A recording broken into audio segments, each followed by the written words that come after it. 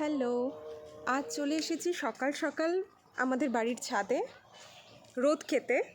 তো এখানে এসে দেখলাম যে আব্বা কিছু গাছের চারা লাগিয়েছিল, তো সেগুলো বড় হয়ে গেছে। তো ভাবলাম তোমাদের সাথে শেয়ার করি। এখানে রয়েছে ধনেপাতা, এগুলো সব ধনেপাতা। আমরা ধনেপাতা কয়েকদিন থেকে কিনছি না, এখান থেকেই তুলে তুলে নিয়ে গিয়ে খাচ্ছি রেগুলার। আর এটা হচ্ছে ডাঁটা, গাছগুলো ছোটোই রয়েছে। এটাও মনে হয় ডাঁটা, আমি ঠিক জানি না।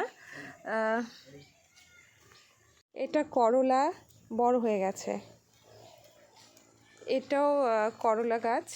আর এটা লাউ, একটা লাউ গাছ বড় হয়ে গেছে, অনেকটাই বড় হয়ে গেছে।